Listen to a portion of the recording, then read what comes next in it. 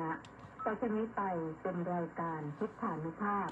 ดำเนินรายการโดยพระธรรมกิติมือทีผู้ช่วยเจ้าวาดวัดราชาธิวาสวรวิหาร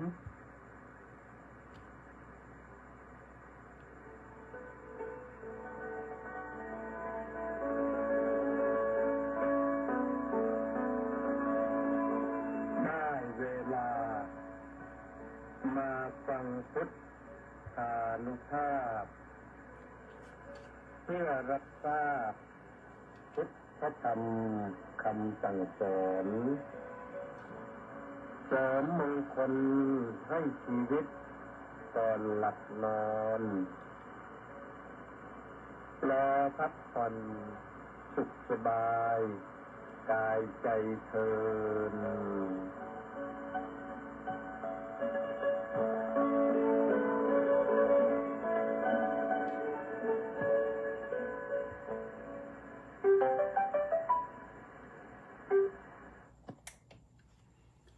อะระหัง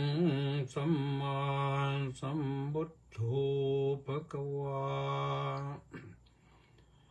พุทธังภะคะวันตังอภิวาเทมิสวากขาโตภะคะวะตาธัมโมธัมมังนัมมัสสามิ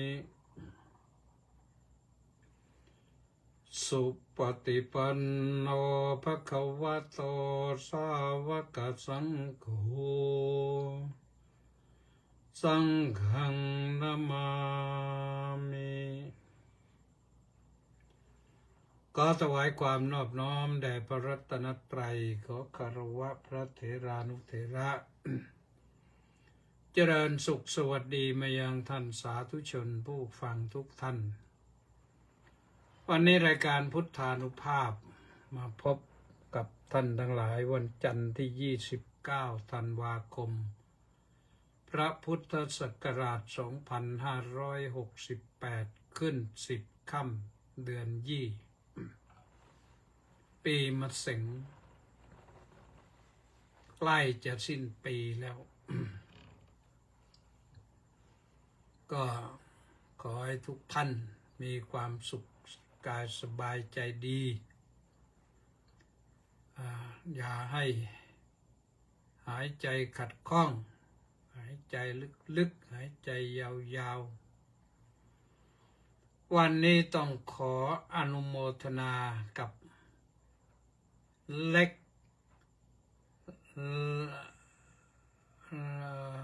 แล้วก็อีก FC อีก651คนออนไลน์เข้ามาเปิดรายการกันไม่แน่ใจว่าเล็กไหนมีเล็กคำเดียว LEK เล็กไม่แน่ใจว่าเล็กวังบูรพาหรือว่าเล็กระนองพี่สาวหรือว่าเล็กพรหมลอกพี่สาวเหมือนกันทั้งสองนั้นก็เป็นครูแต่ว่าบอกมาเล็กคำเดียวเล็ก plus นะ plus ก็คือบวก651คนออนไลน์ท่านสาธุชนทั้งหลายชาวพุทธานุภาพทุกท่านทุกคนวันนี้จะมาทบทวนความจำกันในรอบปีที่อาตมภาพจำได้และก็มีเวลานะเพื่อให้ชาวกองพลที่1รักษาพระองค์ AM 1,350 กิโลเฮิรตซ์ชาวเสียงธรรมจากชาวพุทธ FM 88.25 เมกะเฮิรตซ์วัดหทัยนเรศนครปฐมชาว FM 103.25 เมกะเฮิรตซ์เสียงธรรมพระพุทธศาสนาและสังคมวัดศรีทวีนครศรีธรรมราช แล้วก็วัดสามชุก FM 100 เมกะเฮิรตซ์วัดหนองกายจังหวัดเชียงใหม่102และ104.5 เมกะเฮิรตซ์พร้อมด้วย Facebook ไลฟ์ที่กิตติเมธีก็ฟังกันได้ทั่วไทยติดตามชมกันได้ทั่วโลกแจ้งข่าวก่อนนะวันพรุ่งนี้งดไลฟ์สดวันหนึ่งทาง Facebook จะไม่มีวันพรุ่งนี้นะเนื่องจากว่าต้องเดินทางไปแสดงพระธรรมเทศนางานออกเมนท่านพระครูพิพัฒน์สิริชัยอดีตที่ปรึกษาเจ้าคณะจังหวัดสงขลาแล้วก็อดีตเจ้าอาวาสวัดผาสุกาวาสหรือวัดบ่อดานตกที่อำเภอสถิงพระจังหวัดสงขลาประเทศพรุ่งนี้แต่ว่าเขาก็พระราชทานเพลิงศพวันมะรืนนี้นะก็พรุ่งนี้ก็คงจะเทศสักทุ่มหนึ่งแล้วก็ค้างที่โน้นยังไม่รู้ว่าจะค้างวัดไหนวัดค้างนะมีเยอะแหละนะแต่ไม่รู้จะค้างวัดไหนวัดวันมะรืนที่31ก็จะได้บินกลับมาแต่เช้าเพื่อมาร่วมสวดมนต์ข้ามปีกับญาติโยมทั้งหลายที่พระอุโบสถวัดราชาธิวาสวิหารเพราะงั้นพรุ่งนี้ต้องงดถ่ายทอดสดนะ1 วัน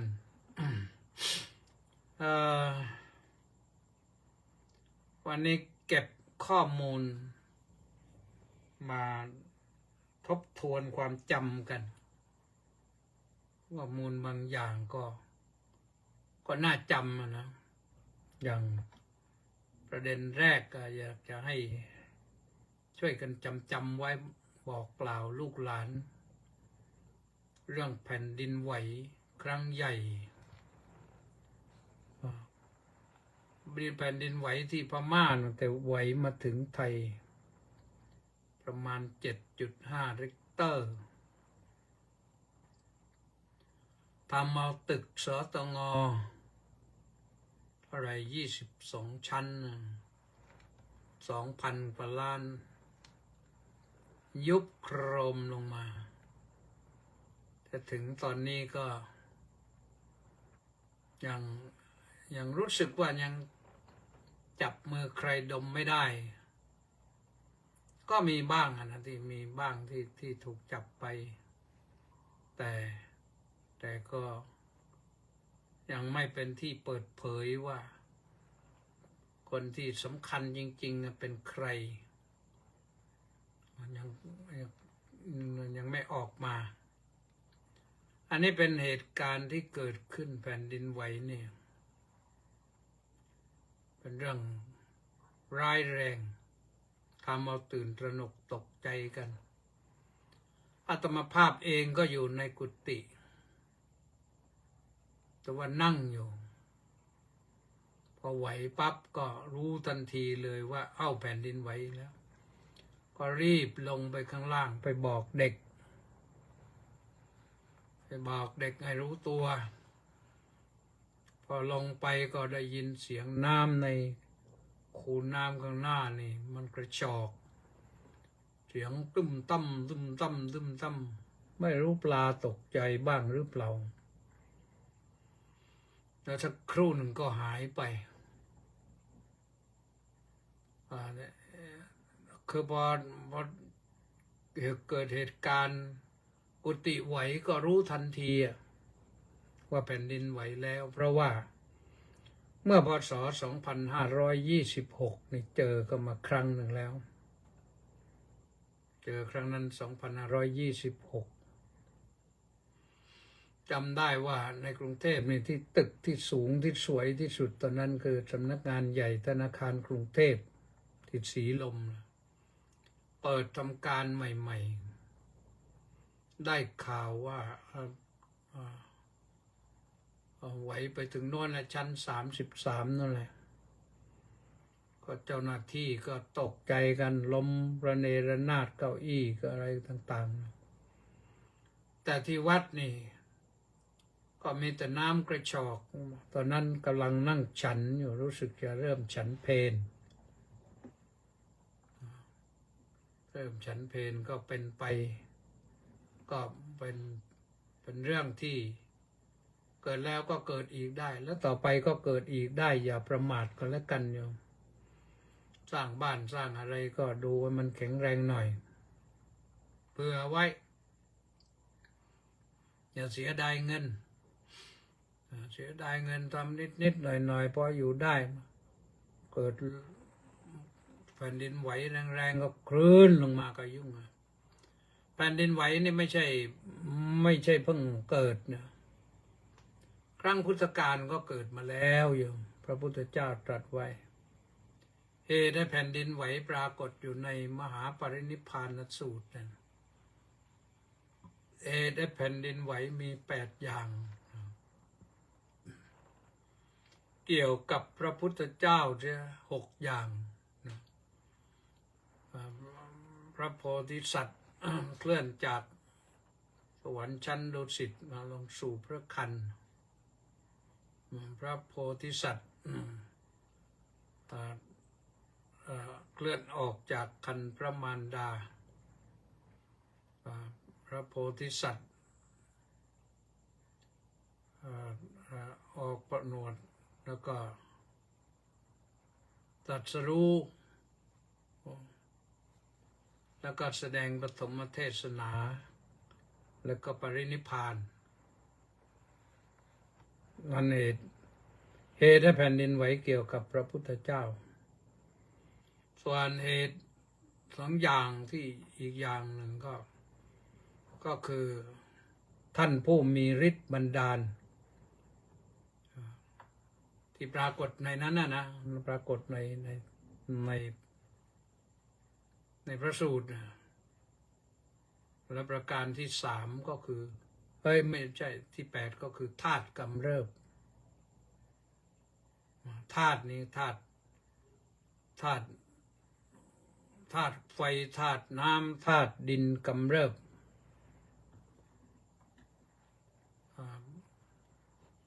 ท่านผู้มีฤทธิ์บันดาลแล้วก็ธาตุกำเริบก็ธาตุลมนิไรแล้วก็มาดูในนั่นก็เรื่องเกี่ยวด้วยฝนนะว่าเกี่ยวด้วยฝนมากกว่านะเพราะฉะนั้นเนี่ยอันดับแรกก็คือเรารู้ว่าแผ่นดินไหวนี่เกิดมาก่อนแล้วเกิดมานานแล้วแรงบ้างไม่แรงบ้างแต่ว่าธรรมชาติมันก็ส่งเสริมมันนะอย่างธรรมชาติถ้าอยู่ใกล้ริงไฟก็เรียกริงไฟหรือไฟริงไฟริงไม่ใช่ริงไฟวงแหวนไฟก็เขาเรียกอย่างนั้นซึ่งบ้านเรานี่ก็มีโน่นออกมาจากปลายแหลมสุมาตราขึ้นไปทางทิศเหนือไปเลี้ยวเข้าพม่าวันนั้นที่เกิดขึ้นบ้านเราก็คือวงแหวนไฟสกายนี่เคยไปนะเคยไปในเมืองสกายเนี่ยมีวัดใหญ่สกายแถวนั้นก็เคยไปอยู่มันไปเลยอะไรเลยเมืองหลวงใหม่ขึ้นไปข้างบนเลยมันดาเลไปก็ไปสักพักหนึ่งก็ถึงสกายที่หนักมากนะก็จะไปทางญี่ปุ่นแต่ญี่ปุ่นก็จะเตรียมตัวดีหนักมากก็ เหตุการณ์ก็ไม่ค่อยมากเท่าไหร่ที่มากจริงๆก็มากถึงขนาดว่าเตาปฏิกรณ์นิวเคลียร์เสียหายนั่นนะอยู่ทางตอนเหนือของญี่ปุ่นต้องปิดตั้งนานนะปิดตั้งนานแล้วก็มีผลกระทบยาวไกลในที่สุดญี่ปุ่นก็ถ่ายน้ำอะไรที่ไปทำปฏิกรณ์นิวเคลียร์ลงทะเลเนี่ยก็มีต่างชาติประท้วงกันว่าทำให้ปลาที่อยู่ในที่นั้นอาจจะกระทบกระเทือนกับพลังงานนิวเคลียร์ แต่เขาก็ไม่อันตรายนะที่อันตรายมากโน่นโรงไฟฟ้าเชอร์โนบิลของรัสเซียนะซึ่งสมัยหลายปีมาแล้วนะระเบิดอันนั้นระเบิดแต่รู้สึกว่าเชอร์โนบิลนี่จะอยู่ในยูเครนนะเดี๋ยวนี้รัสเซียก็ไม่ลำบากเคยไปเยี่ยมเยือนประเทศสวิตเซอร์แลนด์ปรากฏว่าเขาใช้พลังงานไฟฟ้านี่ใช้ระบบพลังงานนิวเคลียร์ทั้งนั้นนะก็มีเตาปฏิกรณ์นิวเคลียร์ตั้งอยู่มองจากรถไฟก็เห็นนั่งรถไฟไปนั่งรถไฟจากอะไรแถวเมืองหลวงไปเมืองอะไรตอนนั้นก็ไปเยี่ยมทางเยอรมนีก็ปรากฏว่าข้างทางไม่ไกลประมาณสักกิโลกว่าๆนึงกับขึ้นทางรถไฟเนี่ยก็มีเตาปฏิกรณ์นิวเคลียร์ให้เราเห็นได้อันนั้นก็น่าหวังอยู่แต่ว่าเขาทำเข้มแข็งมันก็ดีมันประหยัดแล้วก็มันไม่สร้างมลภาวะไม่สร้างอะไร global warming ภาวะโลกร้อนนะนั่นก็แต่ว่าบ้านเราก็เกิดแล้วนะเกิดทันแล้วถึงแล้วเราก็ได้ทันเห็นทันรู้นั่นเรื่องหนึ่งเหตุการณ์ที่ตื่นตระหนกตกใจที่มันผ่านพ้นมาก็หลายครั้งแล้วเหตุการณ์ที่สองบ้านเราก็คือน้ำท่วมเชียงรายนี่อาตมาภาพเองถ้าไม่อยู่ในยุคสมัยแล้วแทบจะไม่เชื่อเลยว่าน้ำจะท่วมเชียงรายเชียงใหม่เนี่ยถ้าท่วมเอาหนัก2 รอบ 3 รอบตามเอาพี่น้องชาวเชียงรายก็เป็นทุกข์เดือดร้อนไปต้องทุกข์ยากลำบากกันพอสมควรพอหายจากนอนก็น้ำก็ล้นทะลักลงมาเรื่อยๆมาถึงน่านมาถึงเพชรบูรณ์มาถึงพิจิตรมาถึงพิษณุโลกสุโขทัยลงมาเรื่อยๆมาถึงนครสวรรค์มาถึงอุทัยธานีชัยนาทอุทัยธานีลงมา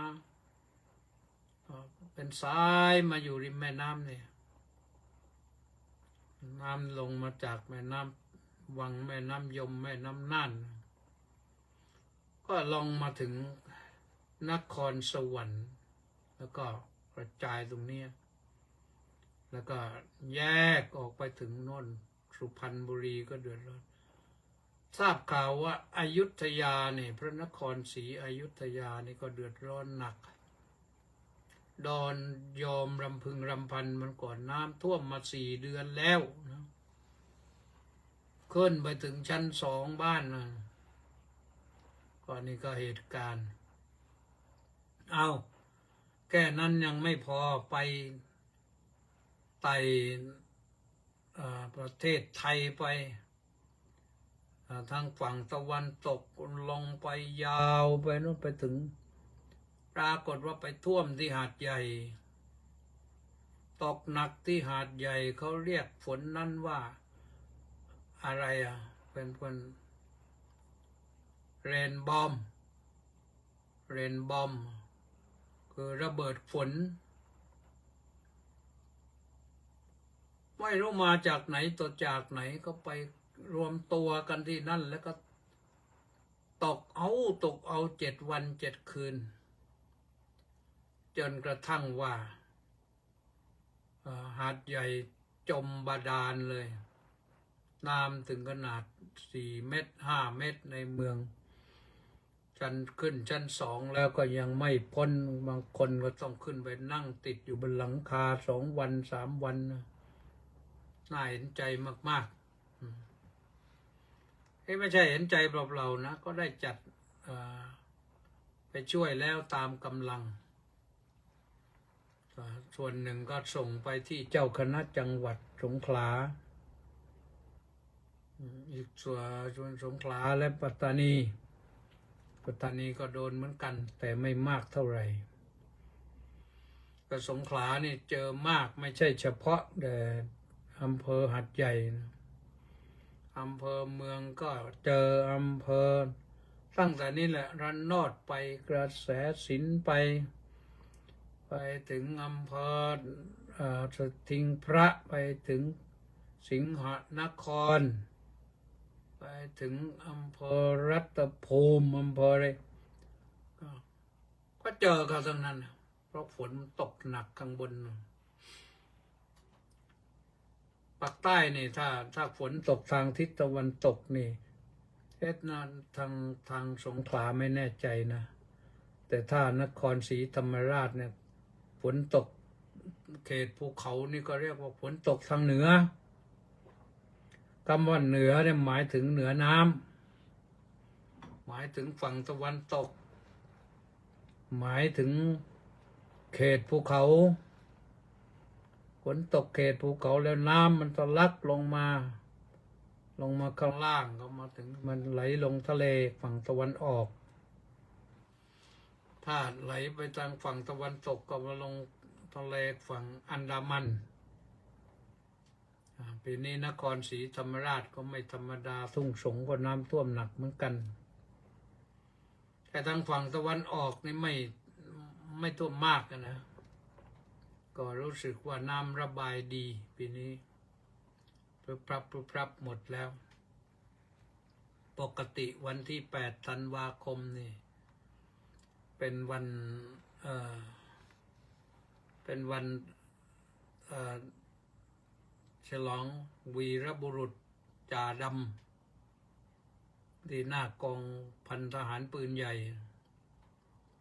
ก็จะต้องลงเรือกันไปก็จัดฉลองกันทุกปีต้องลงเรือไปเที่ยวกันปีนี้ไม่มีน้ำจะให้ล่องเรือก็คงเดินไปได้นะอันนี้ก็เป็นเรื่องของอุทกภัยนะ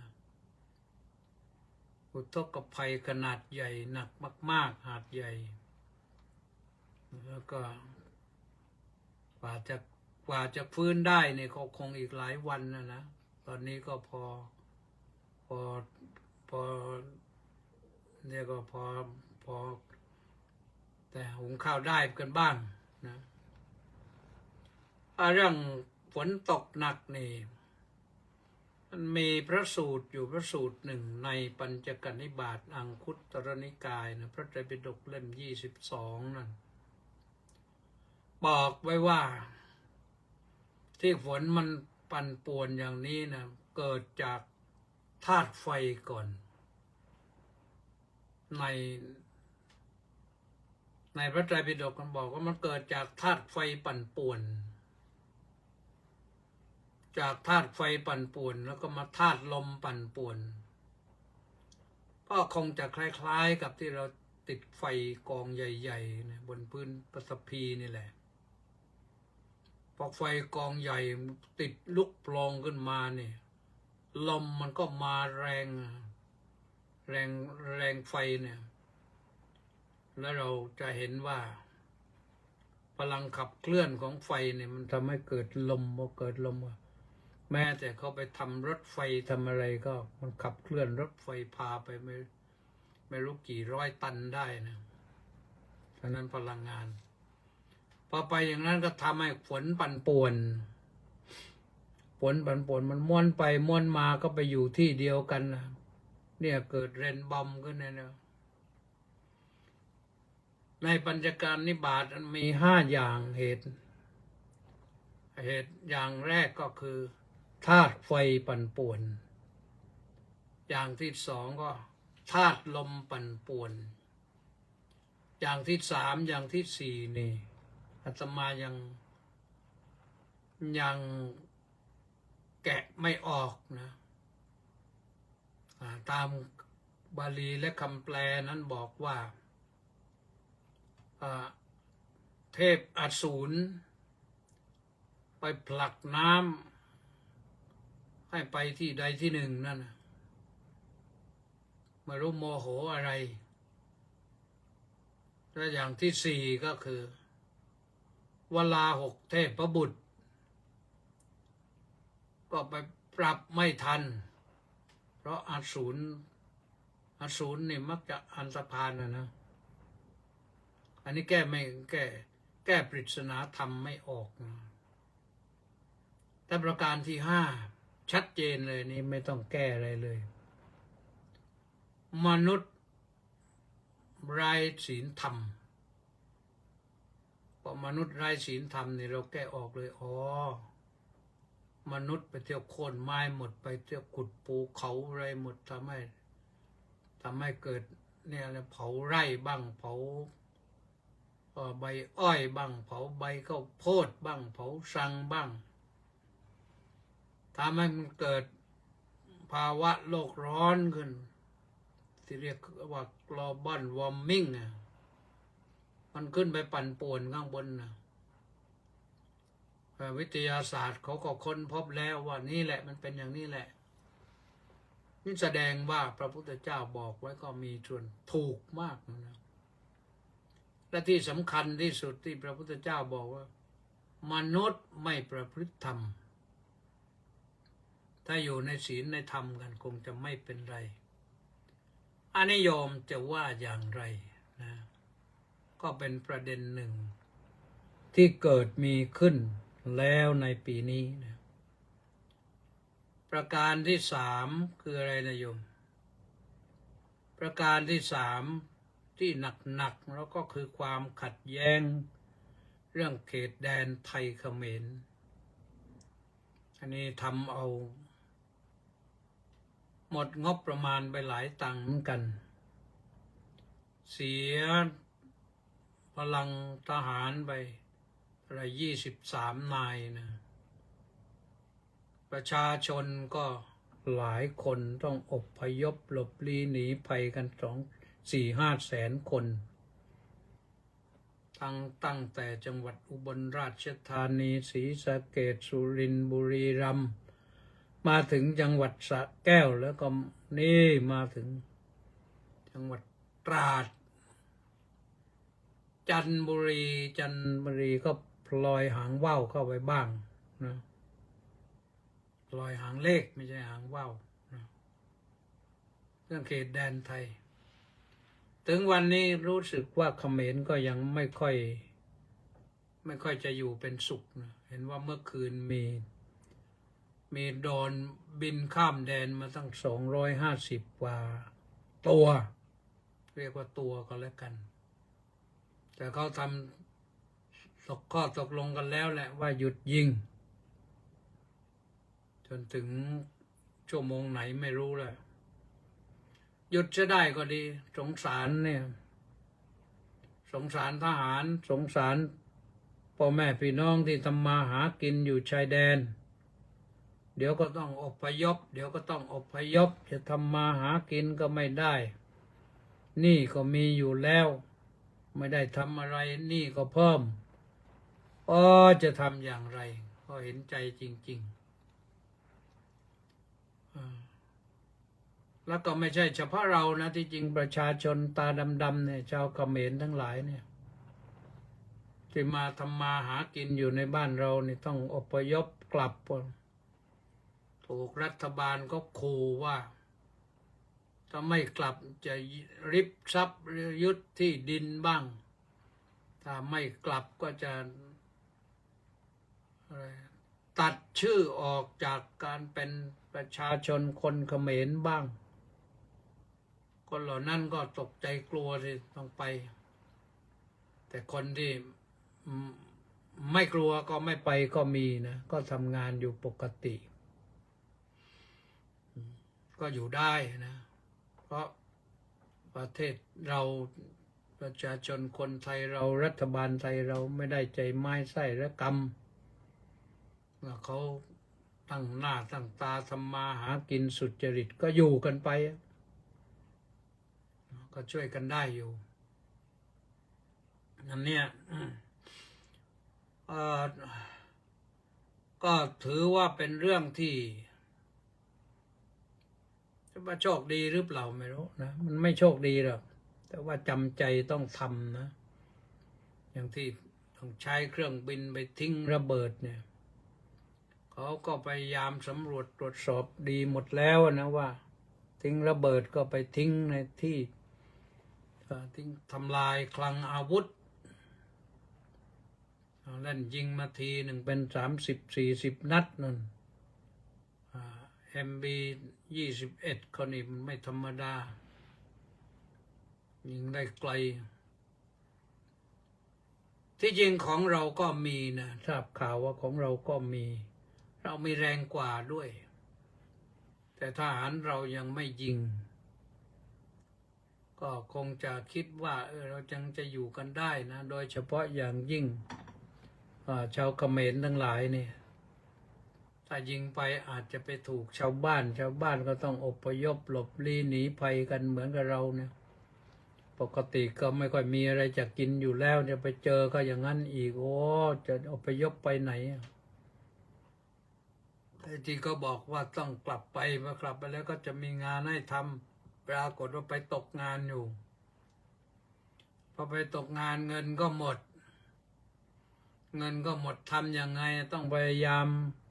หาช่องทางหลบลี้หนีเข้ามาประเทศไทยอีกวันนี้เข้ามาต้องจ่ายค่าหัวค่าหนีอะไรต่างๆอีก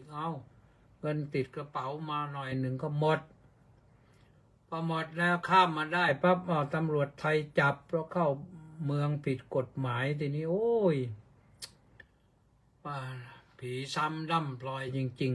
ๆน่าเห็นใจแต่เจ้าหน้าที่ก็คือเจ้าหน้าที่ต้องปฏิบัติหน้าที่เหมือนกันแล้วก็ในช่วงนี้ก็ไม่รู้ว่าใครเป็นใครจะมาเป็นคนลำบากยากไร้จริงๆหรือว่าใครจะมาเป็นไส้ศึกสงครามเกิดกันอยู่น่าเศร้าสลดใจนะสำหรับเรื่องเหล่านี้อีกอย่างหนึ่งที่มันเกิดขึ้นก็คือเรื่องสแกมเมอร์นี่มันมาเป็นปีมันหนักแล้วคือกระบวนการหลอกลวงใช้ระบบ call center แล้วก็ใช้ระบบบัญชีม้าอันนี้พวกนี้พวกขี้โกงทั้งนั้นเลยนะไม่ว่าสแกมเมอร์ไม่ว่า call center ไม่ว่าบัญชีม้าพวกโกงทั้งนั้นนะแล้วก็น่าสงสารคนที่เหนื่อยยากลำบากมาแทบตายมีเงิน5 ล้าน10 ล้านบางคนเก็บไว้ได้ตั้ง20 ล้านบางคนเก็บไว้เป็น100 ล้านเลยพวกหลอกเอาเฉยๆเลยนี้ไปตามจับทั้งเจ้าหน้าที่ตำรวจไซเบอร์ก็ตามจับอยู่จะจับได้ยังไงจับได้บ้างไม่ได้บ้างก็ยังมีอีกเยอะปีหนึ่งเป็น100,000 ล้านแล้วพวกนี้ก็ทำกันเป็นแก๊งใหญ่ อันนี้เขาว่านะเขาว่ามันตั้งหลักตั้งค่ายอยู่เมื่อก่อนอยู่ในพม่าในพม่าโดนปราบหนักก็เลยไปกองอยู่ที่เขมรกัมพูชาจริงไม่จริงไม่รู้แต่ก็ว่าอย่างนั้นและทางการของเราก็เห็นว่าปราบก็ยากนะทำยังไงปราบยากไม่รู้จะทำยังไงก็เลยพอเกิดปัญหาเขตแดนกันแล้วก็เลยเอาใหญ่เลยทีนี้ถล่มเลยส่งเครื่องบิน F-16 เครื่องบินกริปเพนเครื่องบินอะไรมาส่งเขาไปย่อนไข่ก็เรียกว่าไปย่อนไข่นะไปย่อนไข่ใส่รังสแกมเมอร์รังคอนเซนเตอร์เนี่ยก็พังทลายไปเจ้าของก็คงจะเจ็บช้ำมากเลยแต่นั่นมันเป็นเรื่องที่เขาป้องกันคนอื่นนะอันนี้ไม่ใช่เดือดร้อนเฉพาะเรานะคนต่างชาติชาวจีนก็โดนมาหนักแล้วชาวอินเดียก็โดนมาหนักแล้วชาวยุโรปก็โดนมาหนักแล้วโดนหลอกพวกนี้หรอกแล้วก็ชาวอเมริกันก็โดนมาหนักแล้วจนกระทั่งว่ามิสเตอร์โดนัลด์ทรัมป์นี่โมโหเลยจะทำอย่างไรเนี่ยแต่ว่าเขาก็คงนั่งยิ้มนะพอเราทะเลาะกันเขาก็นั่งยิ้มเราไปจัดการถล่มไปเนี่ย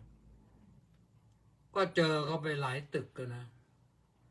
ทั้งแถวชายแดนแถวอุบลราชธานีศรีสะเกษบุรีรัมย์สุรินทร์เนี่ยแต่แถวสระแก้วแถวอะไรจังหวัดตราดเนี่ยซึ่งเขามีตึกที่ทำธุรกิจอย่างนี้อยู่ทั้งนั้นอีกอย่างหนึ่งที่ทำอยู่ตรงนั้นก็คือเป็นบ่อนคาสิโนนี่ก็เกือบเกิดขึ้นในบ้านเราแล้วเหมือนกันแต่ไม่ได้เกิดแต่ว่าเขาก็ทำกันอยู่ที่โน้นนะก็เดือดร้อนกันหนักเหมือนกันนะพวกไปสูญเสียไปไม่รู้เท่าไหร่นะที่สำคัญห้อยก็มาก็คือพวกนี้ก็คือบัญชีม้าบัญชีม้านี่น่ากลัวนะมาเยอะมันวิ่งเร็วพรวดพลาดไปไกลแล้ว กองเพิ่มเดียวไปไกลแล้วเนี่ยสิ่งหนึ่งที่ไอ้สิ่งเหล่านี้นะมันเกิดขึ้นในพ.ศ.นี้รุนแรงมากเราก็จำไว้นะก็เห็นช่องทางอย่างไรก็บอกกล่าวกันให้เจ้าหน้าที่ก็ได้จัดการใครโดนก็ไปก่อนโน้นแหละ1441นะตำรวจไซเบอร์แจ้งให้เร็วที่สุดเก็บข้อมูลให้มากที่สุดให้เขาไปเขาอาจจะตามให้ทันก็ได้นะ1441นะโทรไม่ยากนั่นนะเพราะเขาพร้อมที่จะช่วยบำบัดทุกข์บำรุงสุขอยู่สิ่งที่เราคนไทยทั้งประเทศต้องสังเวชเศร้าใจกันก็คือการที่สมเด็จพระนางเจ้าสิริกิติ์พระบรมราชินีนาถพระบรมราชชนนีพันปีหลวงเสด็จสวรรคตอันเนี้ยเราก็เป็นเรื่องที่เราคนไทยทุกคนนะทราบทั่วกันแล้วก็สังเวชสลดใจทั่วกันแต่ก็ทำสิ่งที่ดีเท่านั้นแหละถวายเป็นพระราชกุศลที่วัดราชาธิวาสวิหารนี่ก็พระสงฆ์ทำวัดเย็นทุกวันนี่นะก็ทำวัดเสร็จแล้วก็ภาวนาทิศถวายเป็นพระราชกุศลอาตมาก็นั่งภาวนาสุขิตาโหตุสิริกิติมหาราชินี นั่งหายใจไปก็พระว่าไปอย่างนั้นนะสุขิตาโหตุสิริกิติมหาราชินีเราภาวนาไปได้10 ครั้ง20 ครั้ง30 ครั้งประมาณไม่เกิน10 นาทีก็เสร็จพอเสร็จแล้วก็ทักษิณานะอนิจจาวัฏสังขาราพร้อมกันอุปาระวยธรรมิโนอุปัชชิตวานิรุชันติเตสังวูปสโมสุโคถวายเป็นพระราชกุศลต่อจากนั้นก็แผ่ส่วนบุญส่วนกุศลให้แก่สรรพสัตว์ก็เป็นนั้นว่าจบในแต่ละวันนะอันนั้นก็ว่ากันไปนะหันมาดูทางพระศาสนาสักหน่อยหนึ่งมีอีกนิดหนึ่งสิ่งที่เกิดขึ้นในสังคมโลกนะที่ฮือฮากันมากก็คือเรื่องเครื่องมือเรื่องการสื่อสารนะ AI นี่ artificial อะไร intelligent เครื่องก็เรียกว่าเรื่องของเครื่องปัญญาประดิษฐ์นะก็มาแรงมากตอนนี้อะไรก็ AI อะไรก็ AI นะเอาละเวลาจะหมดแล้วก็ไปว่าถึงเรื่องศาสนานิดหนึ่งศาสนาพุทธเรานั้นโดยปกติก็มั่นคงแน่นยืนแน่นแต่ว่ามีเหตุให้กระเทือนก็มีเหมือนกันโดยเฉพาะกระเทือนกับกรณีของสีกาก๊อฟเนี่ยพระมั่วสีกาอันนี้ก็ถือว่าเป็นคนหนึ่งแล้วนะที่ท่านอย่างนั้นออกชื่อไปอย่างนั้นเพราะเขาว่ากันอย่างนั้นพระมั่วสีกาเป็นระดับพระเถระผู้ใหญ่ทั้งหลายรูประดับชั้นเทพชั้นพระราชาคณะชั้นสามัญชั้นราชชั้นเทพโดนศึกไปเป็นแถวอาตมาภาพเองก็เสียดายนะพระเหล่านั้นที่อยู่ในกรุงเทพหรือใกล้ๆกรุงเทพเนี่ยส่วนมากก็รู้จักกันทั้งนั้นแหละก็เรียกว่าอึ้งเลยนึกไม่ถึงเลยแต่ไม่ต้องระบุว่าเป็นใครนะบางท่านก็เป็นลูกศิษย์บางท่านก็เป็นเพื่อนบางท่านก็เป็นคนที่รู้จักมักคุ้นกันชื่นชมในความรู้ความสามารถปึ้งเดียวไปโอ้โหอันนี้เริ่มมาจากวัดไร่ขิงนะต่อยาวมาเลยเสียหายมากๆเลยเสียดายนะคนเหล่านี้เก่งทั้งนั้นนะแต่ว่าหลวมไปนิดเดียวมันแก้ไม่ได้พระนี่ถ้าผิดแล้วแก้ไม่ได้ถ้าผิดขั้นก็เรียกว่าขั้นอันติมะคือขั้นสูงสุดแล้วแก้ไม่ได้เมื่อแก้ไม่ได้ก็ต้องท่านก็ยอมรับสภาพก็ไปตามสภาพไม่ว่าใครทั้งนั้นแล้วก็ไม่ใช่เพิ่งเกิดนะเรื่องอย่างนี้มันเกิดมาทุกยุคทุกสมัยแหละนะในประเทศไทยเราเนี่ยในยุครัชกาลที่1เนี่ยถ้าทรงจับได้หมายรู้ตามทันแล้วก็จับลงโทษเลยลงโทษแล้วสักหน้าเลยสักหน้าผากนะคนนี้มีโทษอย่างนี้แล้วก็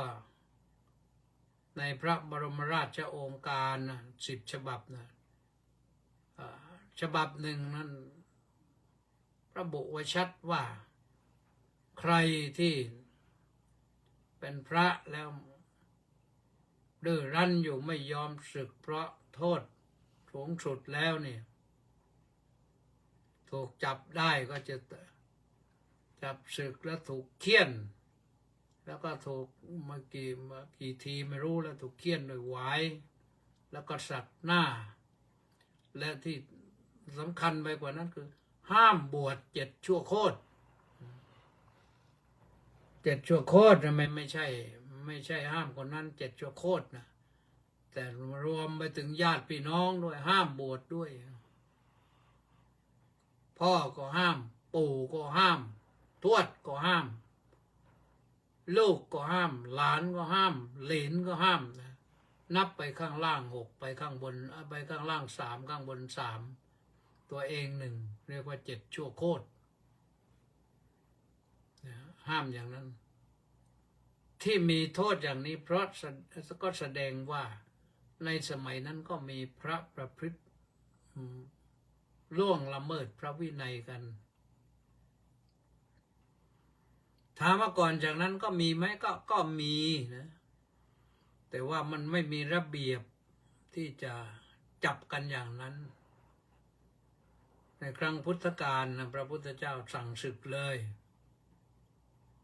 หลังจากพุทธกาลมาแล้วก็มีพวกประพฤตินอกรีด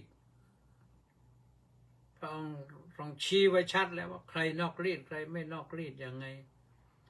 แต่พระวินัยนั้นให้ให้ตัวเองสำรวจตัวเอง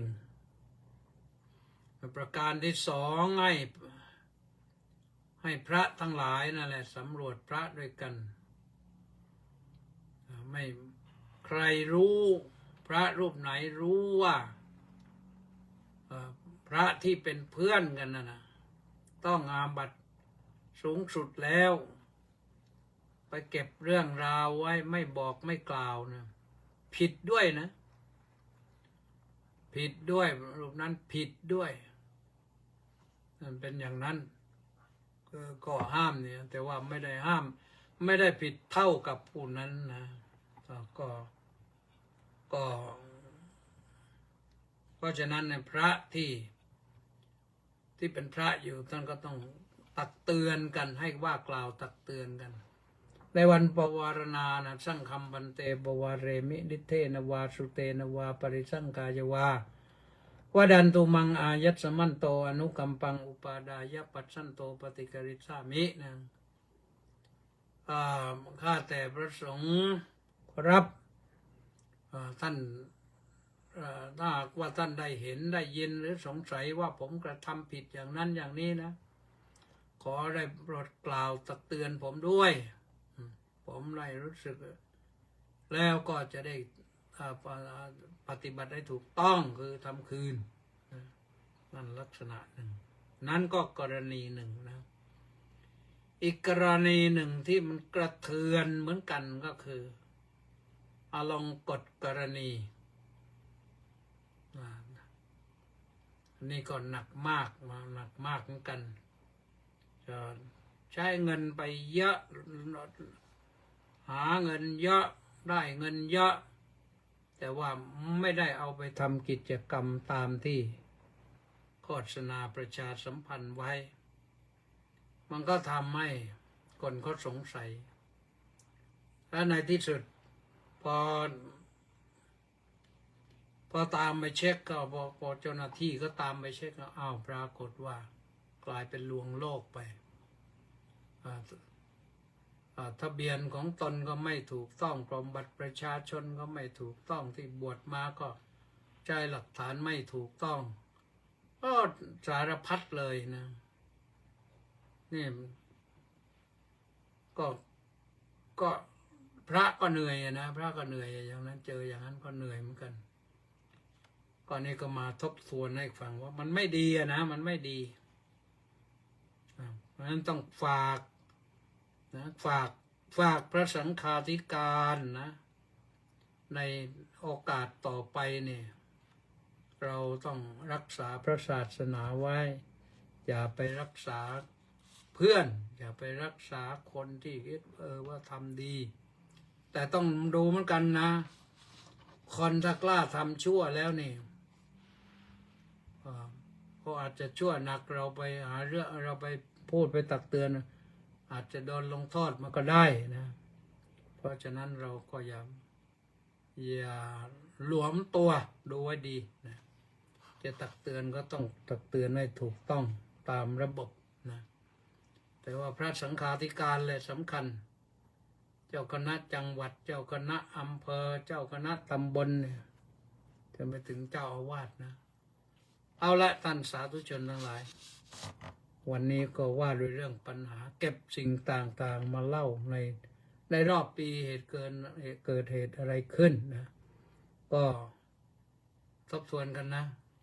สิ่งที่ดีมันมีอยู่ในสิ่งที่ร้ายนะวันนี้ก็ขอจบไว้เท่านี้นะก็ดูหน่อยว่ามีใครมาบ้างคนแรกมณีแสงจันทร์น้องกราบนมัสการสาธุสาธุสาธุเจ้าค่ะยุยจารุชาสาธุวัดป่าบนเนินสุโขทัยน้อมกราบถวายความเคารพพระเดชพระคุณพระผมสาธุสมศรีลักษณะวิราชน้อมกราบนมัสการสาธุสาธุสาธุเจ้าค่ะนี่เห็นว่าจะมาไหว้พระบรมศพไม่รู้มาออกแล้วยังเนี่ยรังสรรค์ทองสร้อยบอกว่าน้อมกราบนมัสการถวายความเคารพพระเดชพระคุณท่านเจ้าคุณด้วยความเคารพอย่างสูงครับน้อมกราบนมัสการสาธุสาธุสาธุครับแม่ชีสมใจก็บอกว่าสาธุสาธุสาธุเจ้าค่ะสาธุทั้งสองหนูปานลักษณะวิราชก็บอกว่าน้อมกราบนมัสการสาธุสาธุสาธุเจ้าค่ะสาธุสุพันนีวันดีเจเสียงธรรมจากชาวพุทธสาธุแล้วก็เจริญอยู่หนูสิงสาธุสาธุสาธุค่ะสาธุต้าสิทธิมงคลนมัสการสาธุครับสาธุวรวุฒิ